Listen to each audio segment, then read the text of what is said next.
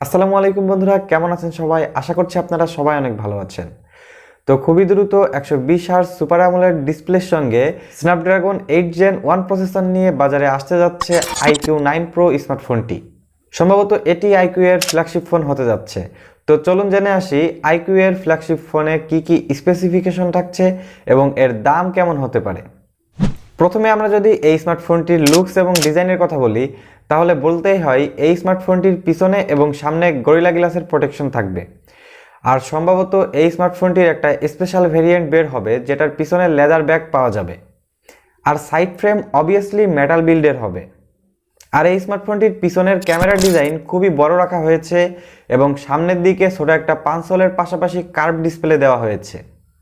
তো বলাই যায় iQOO 9 Pro স্মার্টফোনটির ডিজাইন সত্যি সত্যি ফ্ল্যাগশিপ গ্রেডের হবে। এই ফোনটির ডিসপ্লে সেকশনে রয়েছে LTPO AMOLED 1 billion colour supported 120 হার্জের HDR10+ 6.78 ইঞ্চি একটি প্যানেল, যার পিক ব্রাইটনেস 1500 নিটস পর্যন্ত। এবং এই ফোনটিতে ফিঙ্গারপ্রিন্ট হিসেবে ব্যবহার করা হয়েছে ইন ডিসপ্লে ফিঙ্গারপ্রিন্ট সেন্সর। এবার আসি এই ফোনটির প্রসেসর সেকশনে।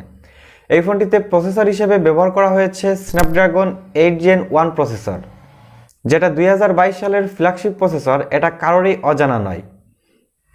এই ফোনটিতে সিপিইউ হিসেবে ব্যবহার করা হয়েছে একটি অক্টাকোর সিপিইউ এবং জিপিইউ হিসেবে ব্যবহার করা হয়েছে অ্যাড্রিনো 730 জিপিইউ। এই ফোনটিতে র্যাম হিসেবে থাকছে 8GB এবং 12GB ভেরিয়েন্টের র্যাম এবং স্টোরেজ হিসেবে থাকছে 256GB এবং 512GB স্টোরেজ। আর স্টোরেজ টাইপ হচ্ছে UFS 3.1। এখন আসি এই ফোনটির ক্যামেরা সেকশনে। এই ফোনটির পিছনে টোটাল 3টি ক্যামেরা সেটআপ দেওয়া হয়েছে। সবথেকে ভালো ব্যাপার, এই 3টি ক্যামেরা সেন্সরের একটি সেন্সরও অকার্যক কোনো সেন্সর নয়। 3টি সেন্সরই খুবই ভালো সেন্সর। এই ফোনটিতে মেন ক্যামেরা হিসেবে ব্যবহার করা হয়েছে 50 মেগাপিক্সেলের একটি সেন্সর, যেটাতে ভিভোর মতো গিম্বল OS এর সাপোর্ট রয়েছে।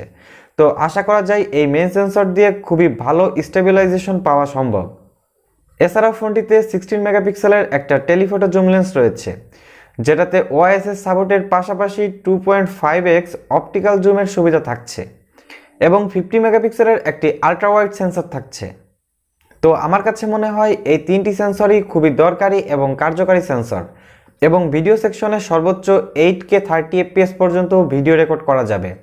এবং এই ফোনটিতে ফ্রন্ট ক্যামেরা হিসেবে ব্যবহার করা হয়েছে 16 মেগাপিক্সেলের একটি ফ্রন্ট ক্যামেরা। তো iQOO ক্যামেরার দিক থেকে অনেক ভালো কিছু করেছে বললেই চলে। এছাড়াও স্মার্টফোনটিতে dual stereo speaker, 3.5mm jack, dual ব্যান্ডের ওয়াইফাই 6 এর সাপোর্ট, ব্লুটুথ 5.2 এবং NFC-র সাপোর্ট থাকছে। তো গেমারদের কথা চিন্তা করে এই স্মার্টফোনটিতে কুলিং টেকনোলজিও ব্যবহার করা হয়েছে।